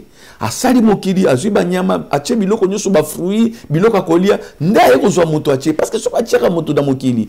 Moto ninga kalia nini, soki biloko nezala raté. Yo ba biloko zo sala, est-ce que zo planifier avec sagesse? Pour simba ou bien vous allez précéder déjà du cambo c'est que ça avant yo ça la mois après ou c'est que ça après yo que ça la mois avant par manque de sagesse. Donc il c'est que ban nzambe nyoso et c'est que ba yeba ki pour na réussir na vie na yo tu dois réussir par la sagesse. Alléluia. Donc sagesse et préparation et continue d'ailleurs au préparer le ko yo lingi ko sala préparation ça est très important na vie bande konanga. Nous avons préparé loko moko si mande a créé biloko mususu. Yo mona mutu avec wele sa ko kende na libala, il n'avait même pas préparé na mariage. Ayebite libala ake pourquoi? Azoba la parce que ayoko ki camarade na bali. Mais yé moko sa préparé te. Surtout ni bali po ani na bi non parce que camarade na to tangi na yé pesa bali. Oh donc yo bali po moninga bali. Ba bala kasuki tano ekoki et puis ce qu'on a déjà bien préparé. Il y a un Marina Joseph Baleka qui n'a taille de fiançailles et ça qui taille à préparation. Ba mariage mingi ça kokufa, ba divorce ça ça les mingi parce que les gens n'ont pas eu le temps à préparation. Taille à koyeba caractère ya moninga, taille à koyeba ba comportement moninga, ba faiblesse ya moninga. Est-ce qu'on peut supporter pendant toute la vie? Et ce qu'on moni qui na préparation beaucoup mis bien, OK, on s'engage maintenant pour le mariage. Na ba domaine nyonso ya la vie. Préparation est très important. Est-ce que vous allez préparer à vous faire dans mutuana, ba caractère naie, ba makambone, ba faiblesse naie, est-ce que vous avez préparé? Est-ce que vous avez la sagesse? Parce que sagesse et préparation c'est une moto. Vous avez la boigne, il y a que préparer du camboyo. Vous savez avant, vous savez après, vous savez le moment exact. Na poko na lelo ndeko na ninge ke 2000 mbulo tozo kende eza la mbula moko ya préparation pour la grandeur nazo mona nzamba ninge ko lever ba eli ebele mais bato basala ki préparer te yango na siko nzamba tindi message oh parce que mikole kolia to kota na ba dimension ya makambo ebele to kota na ba dimension ba prière ebele et sengeli mutu nyonso asenga nano préparation asenga sagesse ya préparation pour que o réussir na makambo nzambe alinga salela yo. Bien-aimé, tu dois savoir que tu seras demain ce que tu prépares aujourd'hui. Yo kozala lobby, et loko yo zako préparer lelo. Olingo zala nani lobby. Ils ont dépendre na makambo yo préparer lelo. Olingo zala bana no bazala ba nani lobby. Ils ont dépendre na ndengo zo préparer bango lelo. Olingo vina yo zala lobby ndenge nini. Tout ça dépend de la préparation. Ce qu'on prépare lobby no lelo te. Lobby kozala trop tard. Ce qu'on préparait à venir à Bana le loté, l'objet qu'on a trop tard. Ce qu'on préparait élévation à hôtel lelo, l'objet qu'on gérer élévation en athée. Voilà, nous tous tout le monde à l'école pour que l'objet basi sa classe base à batominer. Voilà nous tout bien en préparation. Il y a un monde qui mingi ba femme sage, oh mususu bazalaka. Avant que jeune fille qui ne pas continuer pas na maman moko ba préparer moi na wana na yeba ka ba bikolo mingi bazaka na ba système wana jeune fille avant que na mariage ba pesi maman moko spécial a préparer libala zaboy ba caprice libala boy ba libala ngaka boy e be patati machin a ko préparer moi na wana pour que tanga ko kende na libala a sala exactement oyo mobala za ko zelele na libala. C'est ça la préparation. Alors, ceux qui ont au récit, même pour la vie éternelle, tu dois préparer vie éternelle si ko préparer vie éternelle parce que bientôt enlèvement zo salema ko tambola na ko banga nzambe ko longwa na musika ba tioli ko longwa na milliers ya kisi ko tambola na ba fruit de l'esprit na vie ya sanctification. C'est ça la préparation tozaka a dozo se préparer pour l'enlèvement parce que Bible dit que mukola trompette moto ayebité et ko salema na poisa na clin d'œil. Et nous, on se prépare tous la caté. Vie éternelle aussi, on se prépare de jour au jour. Tous les jours, nous nous préparons pour l'enlèvement. Mais, na yoka ki bato mususu bazolo bangana zo sala na nos vies, na kozela tanga na koma mobange bon na bandi préparation na bandi okende na église. Qui te dit que lobi ezaya yo? Tu dois te préparer aujourd'hui. Qui te dit que lobi nzamba ko tike lo temps au continuer kana mabe? Donc, pour la vie éternelle aussi, et ça, c'est la sagesse et la préparation. Sagesse et la préparation, c'est que tous les dimanches dans l'église, dimanche dans la compagnie, c'est ça la sagesse. Parce que dimanche, c'est la journée, on a un sans Zambé. C'est ça la sagesse et la préparation. Pourquoi? Je me prépare pour la vie éternelle, je me prépare pour qu'on a un problème, à répondre. C'est ça la sagesse de préparation. Il y en a samedi. Na mosala dimanche na mosala na butu na mosala na ton oza même pas na table ya makambo nzambe mais olingi makambo minene olingi nzamba pambolo. Ça c'est quel Dieu? Donc bien aimé, tu seras demain ce que tu prépares aujourd'hui. Alléluia. Christ avant qu'il y ait un ministère nae, la Bible dit qu'il y a quelqu'un qui n'a 2 heures à qui qu'on s'est préparé jeûne à 40 jours 40 nuits. C'est là où Christ est allé prier pour qu'on s'est préparé. Jusqu'à 30 ans, Christ s'est préparé toujours. Abandonné toujours pour se préparer. À quelle synagogue, à Yoki Bangoune Bazakoloba, avec aucune vie de prière. Tant que Makambo Koki Siko Abigobonagina Banda, Abisuko préparation spirituelle. À côté Siko, on a dimension à la prière. 40 jours, 40 nuits.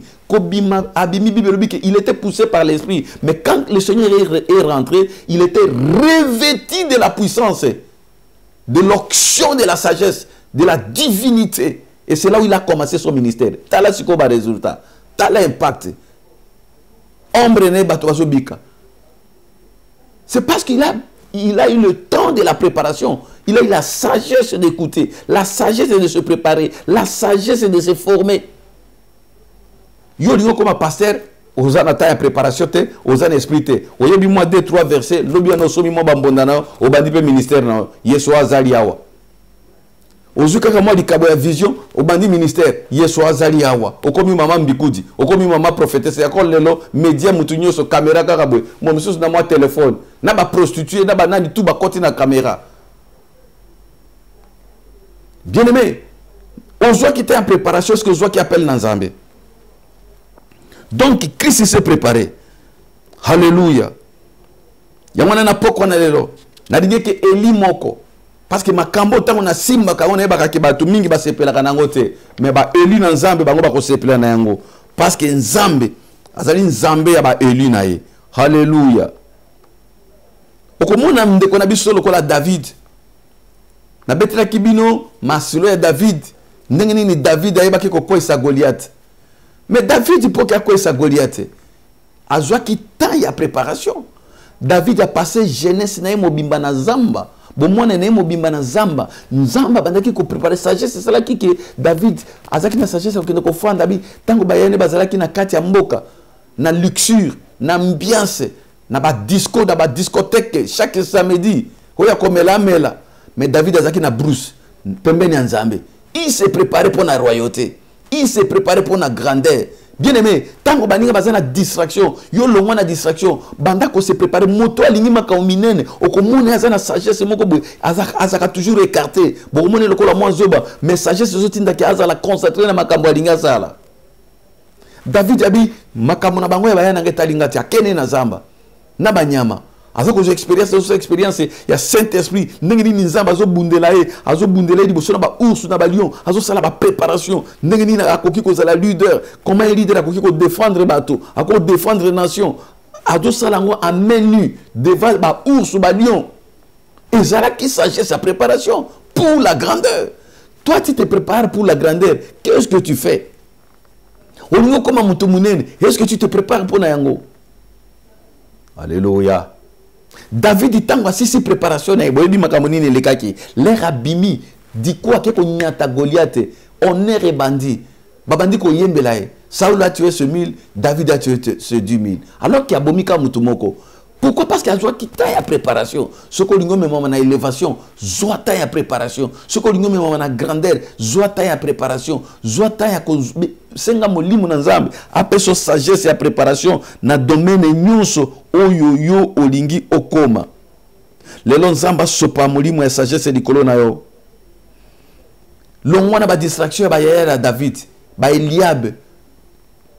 L'on a ba distraction na bato bazo memona dit na makamo pamba alors que yon des zamba bongisi yo pour que ça makamo minene. Zota ya préparation bien aimé. Zota ya ko mi bombe pa nzambe na prière. Zoata ko consulter maloba nzambe zala pembe na bato nzambe ba cadrer yo tika bato ba ndeko David ba kota na distraction mais mukolo yo ko bima le jour où David abima ki na zamba nzembo asika yemba maki pona ye nangi na loba na limoko yo muto zala olekisaka vino na église oza ko perdre temps te jour tongo na ekotana bato ba ko luka yo bako yembe lo banzembo bako tato la makambo nzamba ko sala kati na yo pe butu na leo na liko déclarer yango na ba eli nyonso o bazana musika ya distraction o balongwe na makambo pamba pamba bango mabibombi na kati na église bazali ko mi préparer na maboko ya nzambe bazali ko mi préparer na maboko ya bato ya nzambe bazali ko yoka ba conseil lobi boko yoka makambo nzamba ko salela bango. David tango abimaki vina échangeaki bien aimé jour yoko bimasiko na miso bato jour yoko bimasiko devant bato bato bakuluka azalaka wapio moi si moi uti wapio libana ngo bandaki ndenge nini moi mobali oya uti wapio akomi mokonzi ndenge nini mais babosani ko zaki na ombre ya préparation avec la sagesse de Dieu aso minda kwa ndenge nini atongi eloko ndenge nini mais parce que cet homme là il était un homme sage biso tolobaka na makelele te na poko na lelo tika nzamba bimisa eli moko sika bomba maki apeso ba honneur apeso ba dignité apeso élévation ndenga pesa kiango liboso na David le jour où David est sorti de la forêt bato ba yembela ki David de la même manière nzamba salangwe pana yo yo motozole ki satana on a ba jeûne yo motozole ki sa ozokole ki sa vie on a ba prière na ba retraite na ba veiller aux angakate nzamba récompensation ndenga récompensa ki David parce que David préparation na grandeur alekisa ki yango na expérience na nzambe de la même manière yo zole ki se pas na nzambe dimanche nyonso ezala na hiver ezala na été ozala kana église ko soutenir bisala nzambe tika nzamba bimisa yo siko lelo lokola bimisa ki David avec les honneurs avant que année yesila nzamba bimisa Eli moko a changé dossier Eli moko a changé famille moko a changé libota moko bipai bakanga ki bana na yo nzamba kanisa ba sacrifice nyosio salaki abimiso na poko na lelo dans le nom de Jésus-Christ. Yo mutozangi saka ba séminaire te yo mutozangi saka ba retraite te okanisi ke nzamba bosanio te eza temps ya préparation siko to komi temps o nzamba zo bongisa obima nzamba bimisa yo temps ya préparation na ekoki tu vas sortir de là avec des honneurs avec la dignité de Dieu avec l'esprit de l'élévation parce que ozan mwana na nzambe. Alléluia. Na ngula pambola mutu moko na poko na lelo tozo kende komona eloko mususu nzamba salaki totanga na mukana na 1 Samuel chapitre 16 nzamba pambola Eli moko tika nzamba pambola Eli moko na poko na lelo lelo za mukola lipamboli lelo za mukola élévation 1 Samuel chapitre 16 totanga verset 4 pe tokende kosukisa na verset 7 1 Samuel chapitre 16 verset 4 pe tokende kosukisa na verset 7 yokelo komoko eleki wana. Samuel fit ce que l'Éternel avait dit, et il alla à Bethel. Les anciens de la ville virent, accoururent et effrayés au-devant de lui et dirent: ton arrivée annonce-t-elle quelque chose de heureux? Il répondit: oui, je viens pour offrir un sacrifice à l'Éternel. Sanctifiez-vous et venez avec moi au sacrifice. Il fit aussi sanctifier Isaïe et ses fils. Il les invita au sacrifice. Lorsqu'ils entrèrent, il s'est dit en voyant Eliab: certainement loin de l'Éternel est ici devant moi. L'Éternel dit à Samuel: ne prends point garde à son apparence, à la taille de sa taille, à la hauteur de sa taille, car je l'ai rejeté. L'Éternel ne considère pas ce que l'homme considère. L'homme regarde ce qui frappe les yeux, mais l'Éternel regarde au cœur. Parole du Seigneur. Alléluia. Awa nzamba zo linga tombola motomoko. Nzamba zo linga tombola David. Atindi mosakoli na ndako na Isaïe. Abi kende tango ya souffrance ekoki, tango ya préparation ekoki. Mutu nanga moko na zo tombola ye. Na poko na yo nzamba tindi nga lokola mosakoli. Nenga tinda ki Samuel na ndako na Isaïe. Na telemi na ainsi dit l'Éternel pona ko pambola Eli moko. Pona ko yebiso ke ta ya ko bimiso esiko bomba maki ekoki. Yo motoza ko tambola na ko banga nzamba. Yo motoza ko tambola na ba sacrifice. Ta na yo ekoki na butu na lelo. Nzamba zo tinda mosakoli. Tant mosakoli akoti na ndako na Esaïe, Bible dit atali yaya ya David bo atali Eliab avec ngambe ba biceps ebimi ba muscle bi ouf. Oyo ndepenza ye wana. Yende nzamba pakoli. Nzambe pour la première fois mosakoli na nzambe akende ko mikosa na apparence. Bien aimé to mikosa kamingi na ba apparence ya bato. Soki ozana esprit ya sagesse c'était okomikosa parce que ici c'est le véritable messager de Dieu, un prophète de l'Éternel azoko mikosa na apparence eza grave na Israël parce que un prophète akoye ko mikosa te sinon te ba ko bimisa libanda na mboka ba ko lapider pe ko kufa kuna mais awa tuzomona ke nzambe a simbi loboko ya welisi ko so keni ya mafuta kwa kene ko sopa Eliab pona taille ndenge moko yo pona libala no pona taille na yoka kinde ko moko ngalinga ka mibali ya ba paquet yo pona yeka pona ba paquet okomona tina ya ba paquet wana eko komelo bololo na kati ya ndako nalinga ka epo ye penda lata ka bataille basa zo tambola kaputula nyoso na libanda yo critère na yo nde ezali ya ba kaputula na libanda mais nzamba pona kane mitema mobalo azana motema ya kovanda na yo yo zo kotika ma pêche conseil que kuna te yo kangami kaka kuna parce que l'homme regarde ce qui frappe les yeux. Le prophète s'est trompé à cause de la taille. Bana basi mingi bazako s'est trompé à cause de la taille. Mi bali pe mingi bazako s'est trompé à cause de la taille. Mais l'Éternel regarde les cœurs. Nangina lo bana eli moko na poko na lo komi kosa te apparence kosa yote nzamba tala kamotema. Bien aimé, nzamba lobi eza bangote. Eza okuna azaki lokola ba dama okuna azaki lokola fourmi wazaki na temps ya préparation afin ki pembeni na nga yende na zo tombola bien aimé nzamba zo tombola yo moko lelo parce que yo fandi tangole na makolo na ye bazui mafuta basopi ko na David. C'est de cette manière que onction et Saint-Esprit et quitter là bisika yo zali molimo na nzamba toucher yo bipa yo fandi a déclenché résurrection et restauration na kat na vie na yo lelo dans le nom puissant de Jésus. Pourquoi na lelo ezalande pourquoi ya choix na yo pourquoi na lelo nzamba poninde yo atindinga lokola tinda ki Samuel parce que nzamba yebi yo que tangu mulayo lekisa ngo pepe na bato na nzambe tangu mulayo souffrir pembe na musala na nzambe et comme tangu nzamba récompenser yo pe molimo na nzamba akolata nzoto na yo pour qu'il appelle soba dignité appelle soba honneur oyo bungisa kitangu zalaki na nzamba molimo wana wa simba ki David azo simba na butu na lelo dans le nom puissant de Jésus-Christ. Et Bible dit que tangu Samuel azoko kende a koti na Bethel ba sie ya mboka ba moni musakoli azako ya batuni o omemeli biso sango malamu abi oui mais yo ka réponse à Samuel alors bisi bango avant même que ba pakola mokonzi alors préparez-vous. Oh là là azo bisi bango sanctifiez-vous et dingo ba préparez-vous. Tant que vous avez sanctifiez-vous et vous avez se préparer pour les cambo moko ninge sali mana mboka na bino na pokwa na lelo na ngina bisaidi moko mi bongisa parce que yonde nzamba poni mi bongisa parce que lelo nzamba ninge ko sali kambo sika mi bongisa parce que kombono ninge changer dimension mi bongisa parce que yonde nzamba zo dinga sala alliance na butu na lelo mi bongisa parce que nzamba poni de famille na yo mi bongisa même pour na tina na enlèvement parce que trompette ninge ko beta.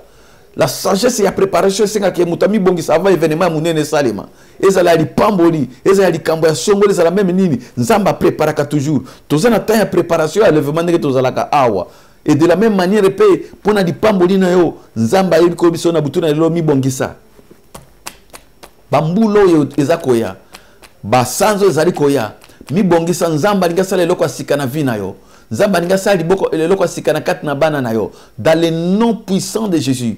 Ainsi dit l'Éternel, na munoko nanga lokola ntoma na nzambe, na liko biso ke za yonde nzamba poni na butu na lelo. Voilà pourquoi zo yebisa yo lokola yebisa ki Samuel, que yebisa Israël va se préparer.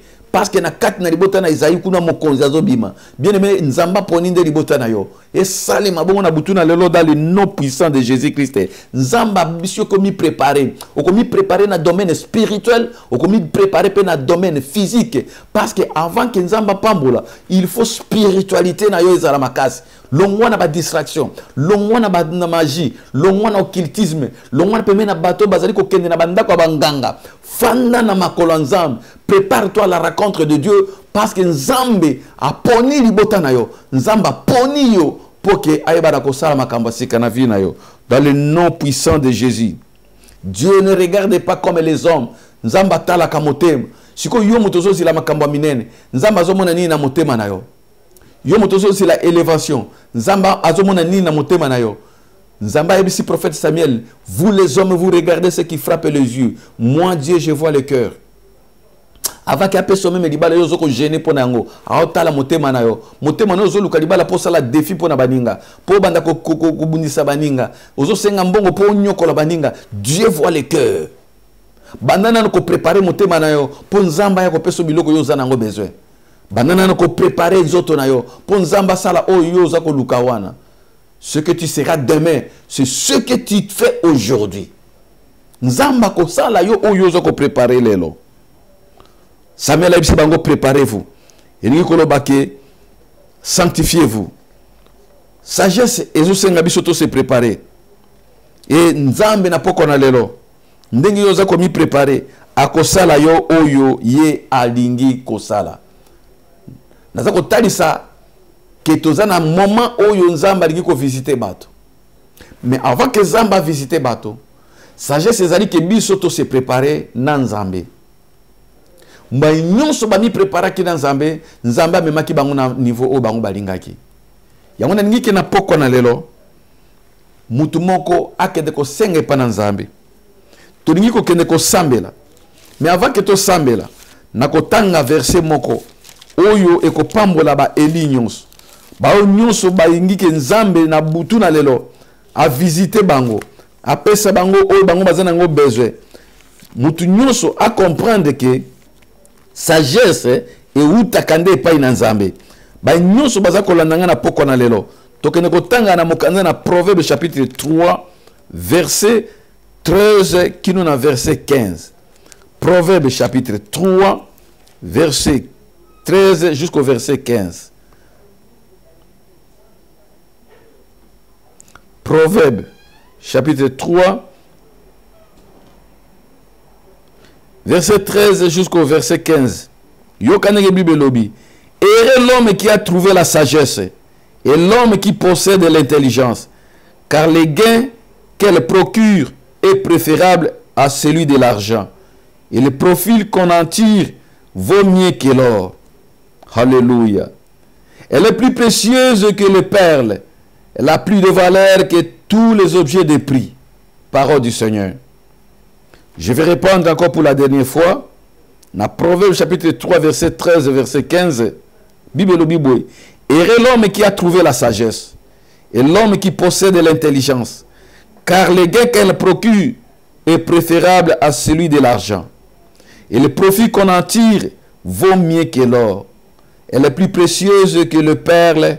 Et elle a de valeur que tous les objets de prix. Et sengo.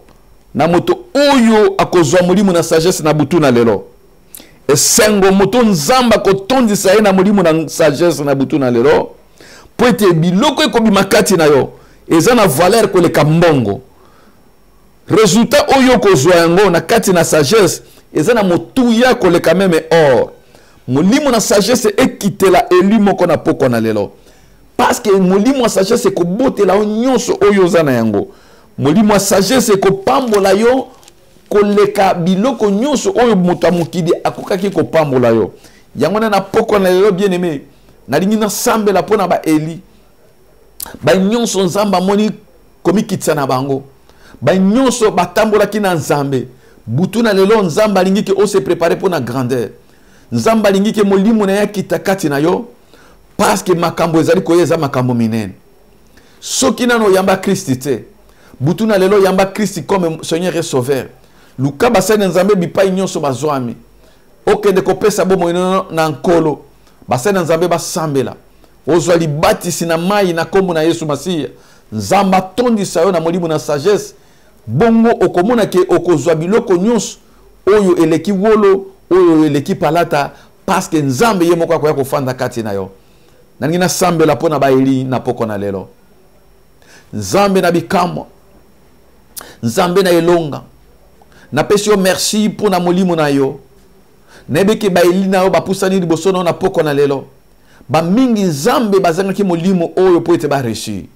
Yango na otindi liloba na poko na lelo sopa molimo na yo liko na ba na yo. sopa molimo santu, esprit de la sagesse, esprit yo sopa ki liko na Josué, esprit yo sopa ki liko na Daniel, esprit yo zambo tia ki liko na Moïse, molimo wana akita liko na baelino na butu na lelo, mpwete bantato la nkombo na yo. Na pamboli on zambe parce que kosala au-delà na oto senki, na kombo na Yesu Christ, wazali nzambe kolope musungi na biso tolobi amen. Nzambe apambola baeli nyonso bisika bozwami, vraiment esengo na ngai ezali ete boyo bozwi patience ya kolanda mate ya oyo, esengo ki ke to pesa bino yango jusqu'à la fin, parce que ezana bato mingi butu oyo nzamba visiter bango, pe ba stati na bango ezali ko changer, parce que nzamba zo pambola bango na molimo ya sagesse. Bipai nyonso bozwami nzambe aleka na kopambola bino. Lelo tozaki na communiqué moko munene oyo tolingi kopesa na peuple na nzambe, mais tokopesa yango na émission koya parce que ezana ba elema mosusu oyo ezali kosenga ke tokokisa bongo topesa bino, ezali communiqué moko ya sango malamu mpona Stockholm, sango malamu mpona Suède, sango malamu mpona ba eli de Dieu nyonso. Bozela mercredi prochain na 20h30 surprise ya munene ekosalema na émission na biso le temps d'Isali. Mutu azangate na tiki bino na basoif na bino, na tiki bino na baposa, na linge ke mercredi na pese yango na no flash pour que bato bazela mutu nyonso bengande ko na benganani ba na nzambe nyonso yebisa bango mercredi prochain tozana suka na surprise di pamboli sango malamu na kati ya émission na biso ya le temps d'Isali. Nzamba pambola bino bipai bozwami. Vraiment pour la kosukisa na ningi ko remercier papa na biso Momo, papa digital, vraiment na musa munene azali ko sala pe mama na biso Pauline, nzamba pambola bomoko ya mboka, site na biso, télévision na biso, o ezali ko pambola bato de 4 coins du monde tozo yoka bapel partout grâce ya bomoko ya mboka. Nzambe ale kana ko kanisela bino mingi et que studio na biso, télévision na biso et comme na ba niveau oyo nzambe alingi. Nangi ko pambola sikoyo chéri nanga évangéliste Sephora mosungi compagnon d'œuvre moto oyo nzambe pe apesi esprit ya sagesse pona ko accompagner biso na kati ya ministère pe na libota na ngai. Nzamba pambola basai na nzambe nyonso ya MEPSA na bosanité papa Remi pe mama na biso Dorcas. Nzamba pambola Serbia na église na biso ya MEPSA assemblée à Stockholm. Nzamba pambola mama na biso Marie Jeanne akene ko pambola mwana nga Sylvie pe Jean-Paul na assemblée na biso ya MEPSA na Yetebor. Na ningo ko pambola spécialement mwana nga Karine Kass. Vraiment que Dieu bénisse ma fille Karine Kass. Bipai makambo mwana azali ko sala kuna na Espagne, nzamba pambola na musala munene butu moi ndengo zali ko sunga biso, zali ko sunga ba femme engagée, zali ko sunga nde musala na nzambe. Nzamba pambola yo mama na elonga pe akanisela chérie na yo Pablo. Na bosani yote oza toujours na kati ya motema parce que makambo yo zo sala dans l'ombre bato mingi ba yebi yango te, tika nzambe abimisa yo pe ndenga bimisaki David lelo ezala mukolo na yo ya kobima dans le nom de Jésus-Christ. Nzamba pambola mosai na nzambe mama na biso Béatrice Ndoma, vraiment Deus tabençoa muito minha querida irmã, bipai yo zwami muita benção em nome do nosso Senhor Jesus Cristo. Na pamboli coupe a docteur Isaïe Sai pe Mosakolimente, nzamba pambola bino pe na ba soutien, nzamba pambola mon second apôtre Peniel, nzamba pambola ntoma na nzambe Nikes Kobange, nzambe alekana ko pambola ma fille spéciale Godé mambu nzamba pambola yo po na makaminene oyo nzambe azali ko sala kati na yo. Nzambe aleka ko kanisa ba femme engagée nyonso bipai nyonso bino bozwani pe na bosanité église MEPSA na Angola pe ba oyo bazwami na Luanda église MEPSA na Menonge bisika nyonso vraiment basai na nzambe bozali ko soutenir biso eza difficile tous les jours na tanga ba kombo na bino na lingi bino mingi bo ko bana ko soutenir biso. Dimanche nyonso bobo sanate tozali na église MEPSA assemblée na biso ya Stockholm, tozali awa na Edalene ce que vous bimi na libula métro de 14h tino na 16h tozali wana bipai tokende kolie samoli mona biso. assemblée na biso mepesa mususu ezali na Yetebor ndenge bozali komona ba adresse ezali ko afficher balingi kokuta na biso bobenga to boya to sambela bipai wana tika butu na lelo ezali pamboli nkolo apambola bino. Ciao.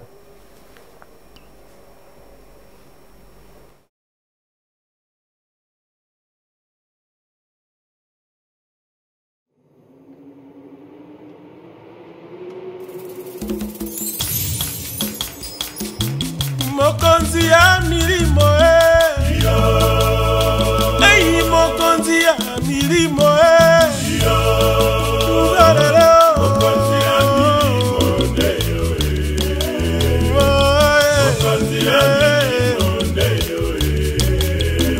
Masia Ei bomongo yomba orere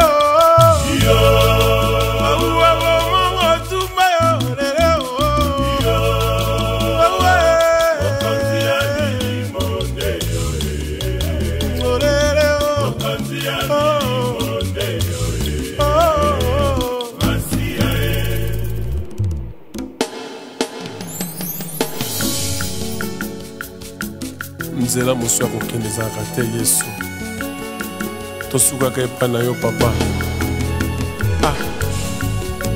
ondokele fafa emibondeka we isisi akobwa basi boloko bokatwe bantu bokokici baoncika cina cineka we ondutele eso ndutele miabona ndutele fafa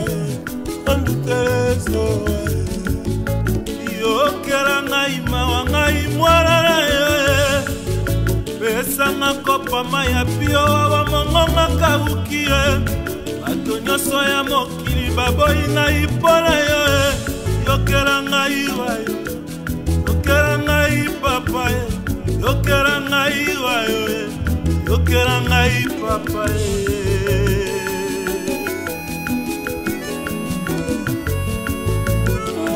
bomongo yamba ezakome papa bomongo kicho papa ise abane akizipiko nalolako banjeluba yokunye aleluya ozana aleluya ozana aleluya ozana aleluya ozana mokolo mokili nde nzambe na nguya lilola pe mokili papa na bana ye ofandi kuna na lola banjelu bakoyemba ye aleluya ozana ye aleluya ozana ye aleluya ozana ye aleluya ozana ye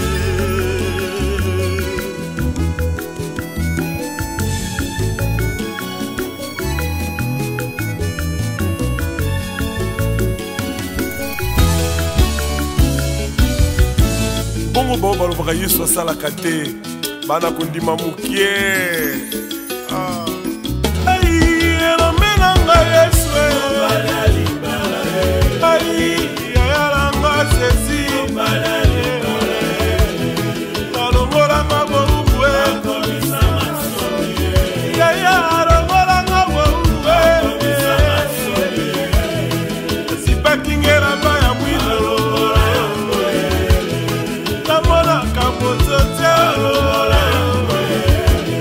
akota na bilanga yaya bongola bongola bongola nabenga yekena te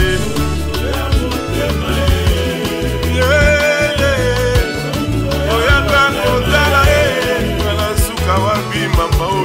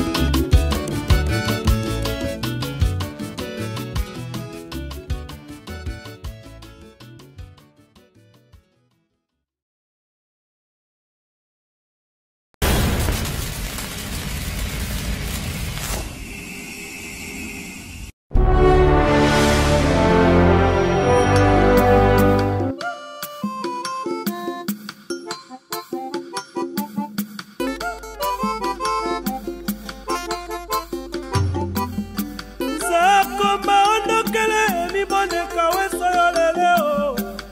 Zakomba ondokele mi boneka weso yoleleo. Ondokele iseyo ndakombe ambamba ondokele iseyo masile somba tende ayi emono ayi benangalo yakaye yoroyo